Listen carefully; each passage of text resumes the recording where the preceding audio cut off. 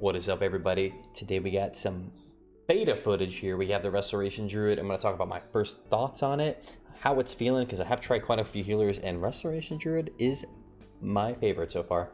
So I'm going to talk about kind of what is going on, how the gameplay kind of changed a little bit, and some gameplay footage, and I'll get a little commentary over it on how you're able to kind of play, which is different than on retail, and which makes it that much better. All right, so to get into it on the talent side of things, not really kind of set in stone on the talents yet, but just kind of some builds I've been messing around with. This is kind of my favorite so far that I've been working with on the class side of everything. So your class tree is quite different. You have a lot of options. You can get more utility spells, and there are just some new things in general. So this build that I made was kind of like, I have Rake Stun if I need it, especially for Shadow Meld Stun. I went push down into Bash. I did not get Kick or Maim, unfortunately. This is more kind of solo shuffle because that's pretty much all we can really queue right now.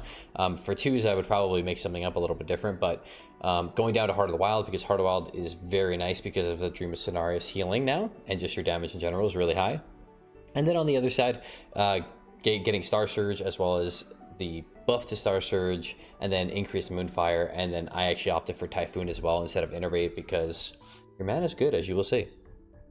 Because of a reason. Okay, when it comes to the hero talents, unfortunately, at the moment of this recording of this video, Wild Stalker is completely useless. It was a cool idea. I thought it was gonna be fun. I was like, damn, it's gonna be like, this is like made for me. But it's awful. The proc rate does not work right now. Like I've tried out some games with it. Let me see, actually, do I have any of the games on here? I think I tried actually one of these. Nope, I don't have any in here. But anyway, it was roughly like 5% of my healing and 5% of my damage. The proc rate was really low, and it just kind of makes it worthless because the talents in this tree, Keeper of the Grove, are absolutely insane. This Grove Guardian's Casted Moonfire is insane. Like how much passive damage this does throughout a game, as you'll see on the meters. 5% mana, regrowth on you, you reduce all the damage you take by 8%. You're pretty much always going to have regrowth out on you, or hot on you. So it's like 8% damage reduction. While your guardians are up, you get 5% more healing. After you swift mend, you get 8% haste for 6 seconds. This is going to be really cool in the way that I'm playing at the moment, and I'll show you exactly why in a second. Just wrath damage as well as your regrowth and swift mend. I do like the route of doing more direct healing versus like relying on the hots so much, like having 7 hots on at once. You do have a little bit of option to do more direct healing. It's not as good as it used to be back in the day, but it's better than at least on Dragonflight. Your Grove Guardians, obviously, the cooldown is kind of doesn't really matter. This one, I honestly I didn't test enough on the cooldown reduction. This talent is just so confusingly written. It's kind of hard to tell. But the Dream Surge and Dream Petals are probably going to be the go-to, just because it does a lot, as I'll show you on the meters again. And then yeah, while you're going to jump for per each stack, you get 3% more healing on that. So that all combined with, on this side of the tree, the things that changed, I'm not going to go through everything, but obviously we have our new Heart of the Wild Elder Druid. So when you do trigger Heart of the Wild, whether it's through the 1 minute or the actual on use, your wrath and shred damage converts to healing, and it could be quite a lot with the pressure that you're able to do. So the build that I was messing around with, which I ended up playing and really enjoying, is Prosperity. So you get double swift mend, and that combined with reforestation, so every 3 swift mends you get a Tree of Life. The tree form uptime is incredibly high, and the reason that is that important is, one, you obviously get more passive healing, because during tree you get 15% more passive healing. You also get instant wrath, which does more damage, and it's better than retail version because Shapeshifter no longer requires Moonkin form. So now you're getting a 30% buff plus the mana regen off of tree form wraths, not just the Moonkin form ones. So that's different than on retail. You don't get this bonus from tree form wrathing. So you get that, and then you get more cooldown reduction via the trees. So during Incarn Tree of Life, you summon a Grove Guardian, so you're just spawning more trees, which means more Moonfires, which means more passive healing. Literally just everything is just cycling, and it's really, really strong. Like, this is the only healer where I actually feel comfortable healing pretty much anything. I haven't played every healer yet, but at the ones I played Priest, Disc, Druid, and Holy Paladin and Evoker.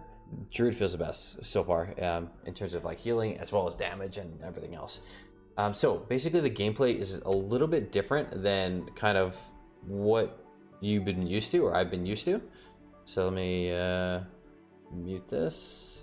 So this is a solo shuffle clip that I'll show you, and kind of like how I can play a little bit differently. The thing that was kind of interesting that I actually really like that's different from retail is that you're swiftmending a ton. So you're just constantly trying to swiftmend things and use those swiftmends for big rejuve. So rejuve was also buffed, forgot to note that. Rejuve was buffed by 30%, so the healing of it is actually not that bad anymore, especially if you're getting a lot of Soul of the Forest rejuves, which is after you swiftmend something.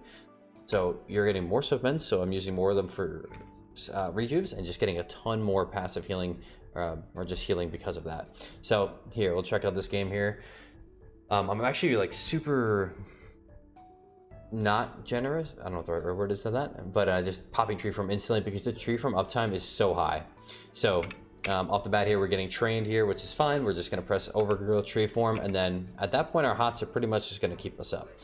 And then, you know, the general gist of the gameplay is going to be keep up your 2 life blooms, swiftmend on cooldown. I should need it. If everyone's topped, obviously does not need to. And then after that, you just throw damage. So like right here, you trigger your Heart of the Wild proc off of Star Surge. So I'm in tree form, I press Star Surge, and now I can just sit here spamming Wraths. And then I just go for clones, back to Wrath spamming. And all of these Wraths are healing 150% of what they are doing damage-wise. So they are hitting relatively hard as well. So he clones them up. This is great. Then we just go back to doing dam. Star Surge, Star Wrath.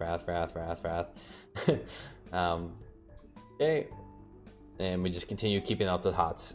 So in general here, you can, I just keep up my life blooms. I typically would regrowth myself just to get the regrowth buff on everybody. And something you might have forgotten, because this has, since Verdant Infusion's been a thing, which is since Shadowlands, you haven't had to really think about what you were swiftmending, because with Verdant Infusion it doesn't remove doesn't remove a hot to swiftmend, but now you do. But you always passively, the game always removes regrowth, prioritizes regrowth over rejuve. So you want to make sure you always have regrowth on everybody via the rampant growth talent, I think it's called. So I have regrowth on everybody here, and every swiftmend is going to be to remove one of those and either to do a big regrowth heal again, or to just, if you can, put on a big fat rejuve.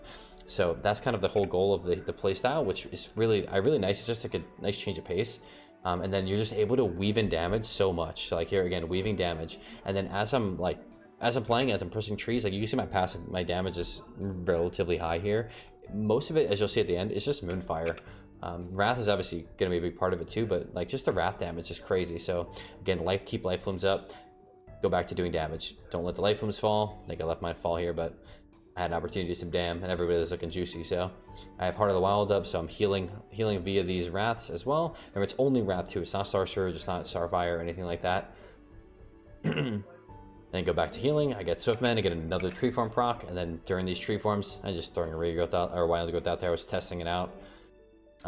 Getting more Swiftmending on cooldown, throw out more rejuves with it. On the Soul of the Forest. With Trinket, stun that guy. Go back over to the other dude. Get out of the fight. We're going to throw a Soul of the Forest rejuve. I did eat up that, so that is something that definitely is going to be a learning curve, is trying not to eat your Soul of the Forest rejuves. Because if you consume it, obviously that was the whole point of it in the first place. So it's kind of like cool to go back in, because this is kind of how you used to play before Verdant Infusion was the thing in the first place.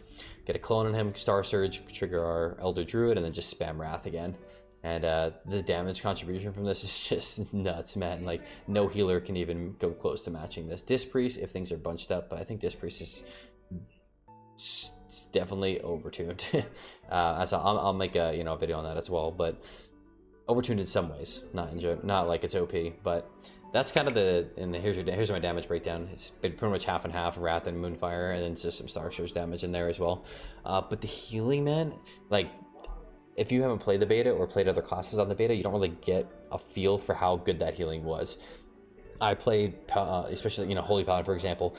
I cannot top anything for the life of me. Like, I'm pretty good until Dampening kicks up, and then Dampening kicks up, and then boom, you can never recover. But Druid, 46% Dampening, I'm able to still weave in damage. It's just nothing is comparing it to right now. I don't know if it's a tuning thing, we'll see. But at the moment, this ish is feeling good. And that's kind of my first look at it, and I'm really enjoying it. One thing I am hoping for is I'm going to try to give some feedback on Wildstalker. It just doesn't work right now. It needs to proc like tenfold more for it to be cool. Like, the idea of it's really cool. Like, you be in cat form and you do more healing while you're in cat form.